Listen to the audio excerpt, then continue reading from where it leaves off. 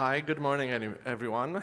My name is Lukasz Alwast, and I'm the Worldbuilding Director at Everdome, which is a hyper-realistic Mars-themed metaverse project.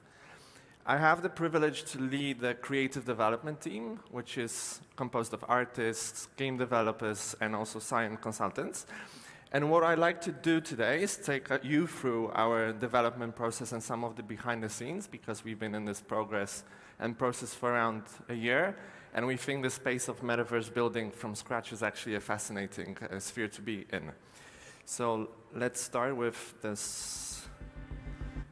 presentation, which is a few slides at the beginning. Perfect. So a bit of backstory. The project was founded at the beginning of 2022 by an accomplished Polish entrepreneur, Robert Gryn, who gave the team the resources and space to be able to develop for about 2-3 years without a huge existential threat of finding resources on the market, which is very good for creative building at the very beginning. And the project was set up with an assumption that it has to be hyper-realistic, that it shouldn't be a generic metaverse world, and with a story and a narrative that would make people want to connect to it. The technological choice was to do it within the Unreal 5 engine, which we think is an ecosystem that is worth to put a bet on. And throughout the year, we've been able to develop an environment which we think is quite impressive for the time that we've had. The way how we build the identity of the project is around a premium feel. So we have, at the moment, 10,000 people who were NFT access participants, and we have about 100,000 investors who bought the Dome coin, which is also part of the initial coin. So what Everdome is from our perspective, we think it's ultimately a technology platform.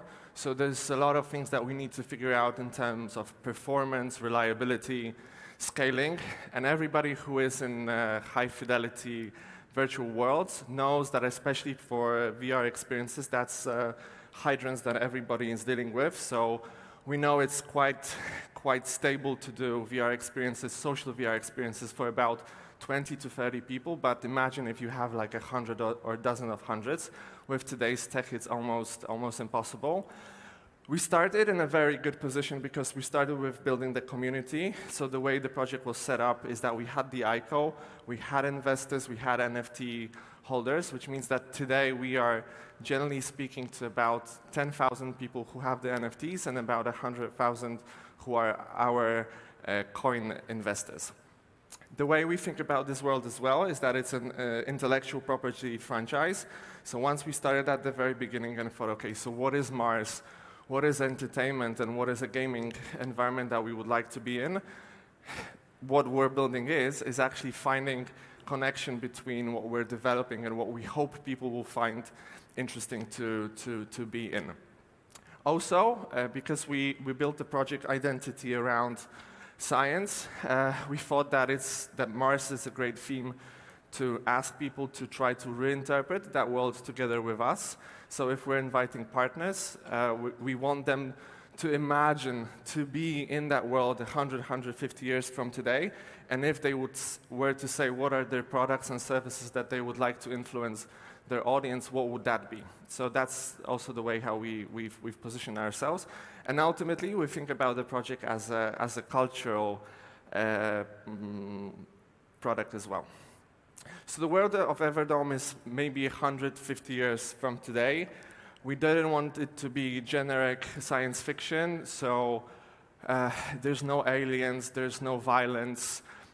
We want people to feel that they're under the impact and impression of radiation, gravity, and magnetism, which is super interesting for us from a design perspective, because once we do vehicle design, once we do architecture, all of these elements of the environment, they need to impact the way how we create those elements. We also want that world to be energetic and ultimately positive. We've watched The Martian, and we know that generally going to Mars is a lot to be about existential threat and surviving, and we don't want people to move into the metaverse and be afraid of dying. So we've made that conscious decision that it's going to be a world which is in some way safe.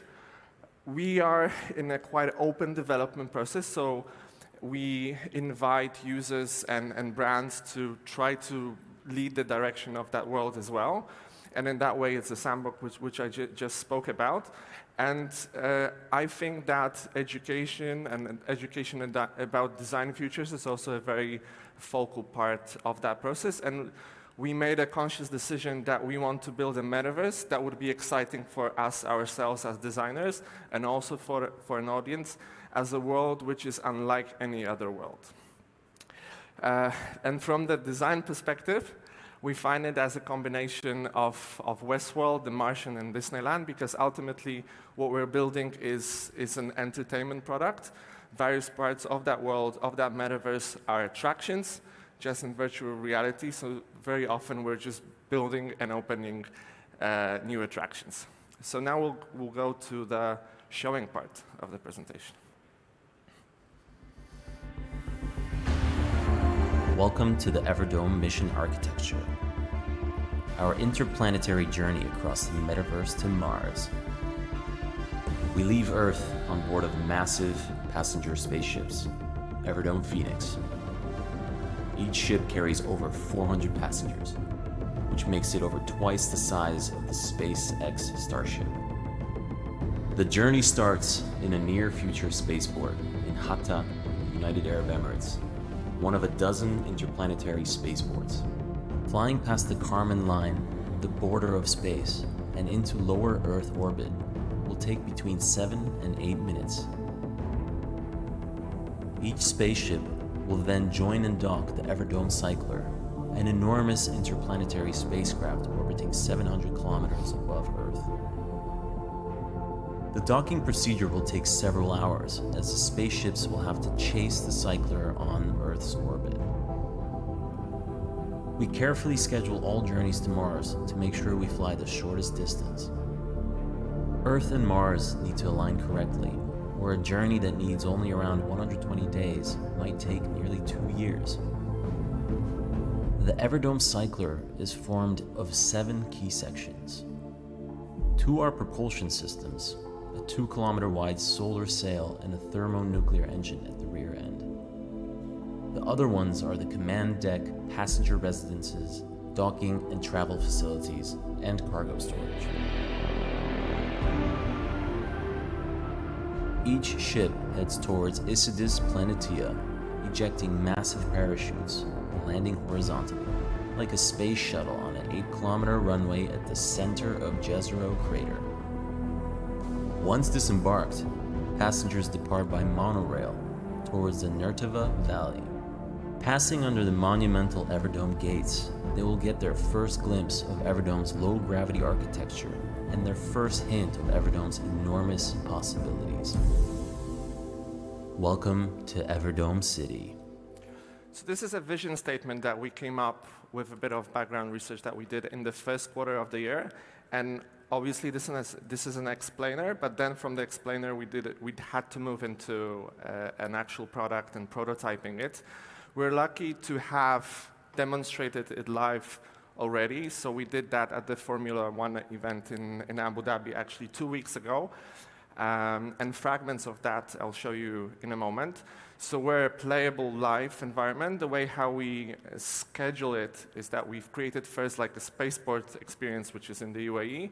We did that in July.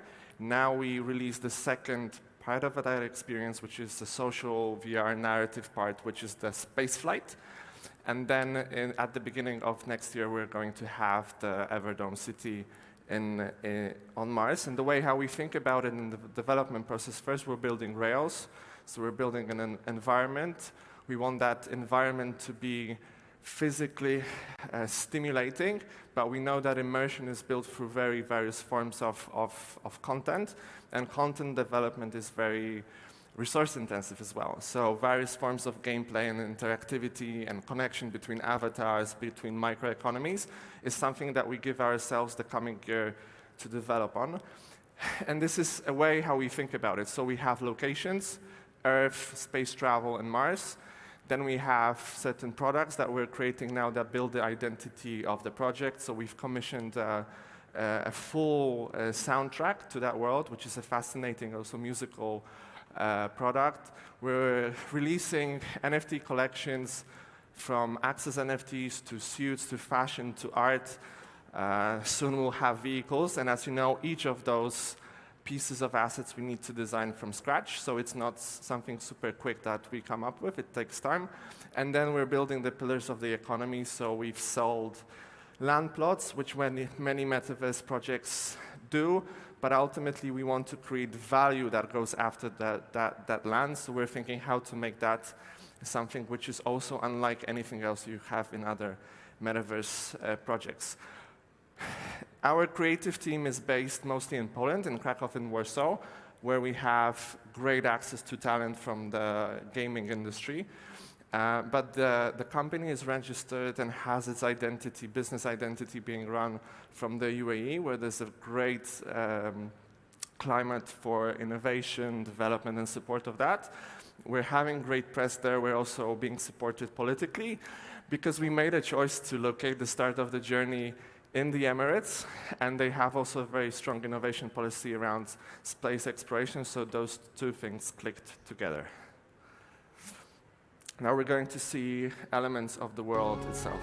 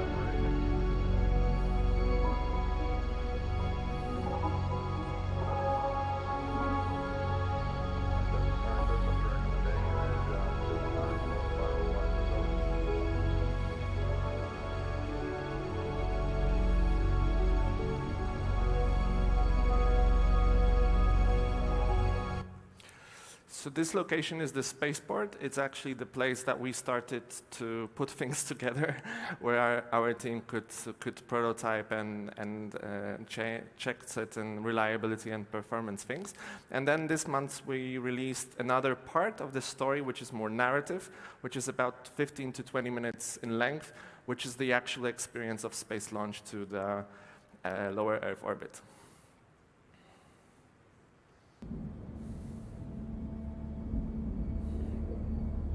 Hello, everyone. I'm Tony Hernandez, heading our in-flight services today. So this is obviously a video capture, but it's an experience in VR and on desktop. On our orbital chase of the Everdome cycler. Soon, Tower will be handing intelligent machine control of launch systems over to Machine Phoenix. In a moment, you will hear Captain Katerina Nobody on the comms to Tower, just running through some final RF and telemetry checks. Phoenix submerged and vertical to tower. Final tank chill-in complete. We're ready to enable flight mode. Roger, Phoenix. Flight mode enabled. Liquid oxygen load in pre-topping. Countdown recycle in 2, 1. Countdown continues. All systems nominal.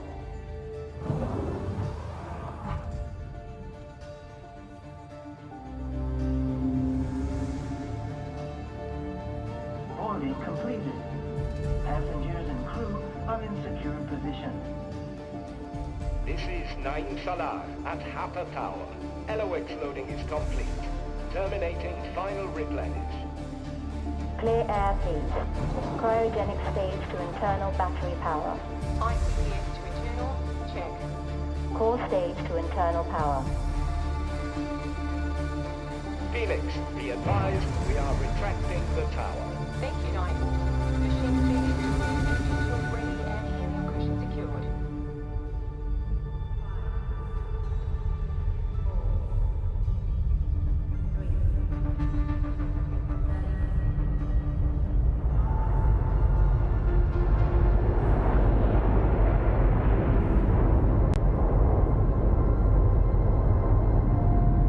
Clear air, please. We're ready to handshake with Phoenix.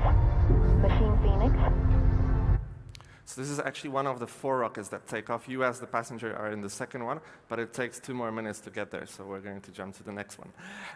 This is a video which is a screen capture from our users, so it shows that it's not just a recording.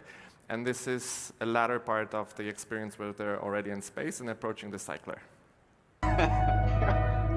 Right.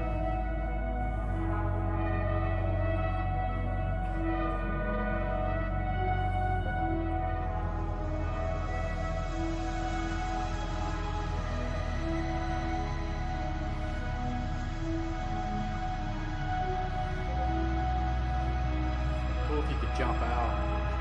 Yeah. Or if they got like tethers, you could be in your astronaut suit, float in space or something. Yeah.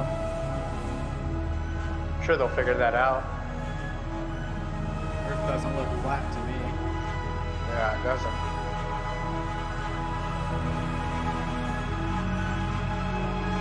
Look at that clickbait. Yeah.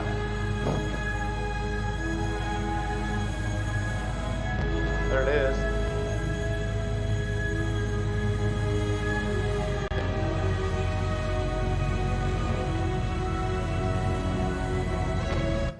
Okay, and then we finally arrive to the spaceship that takes us to Mars.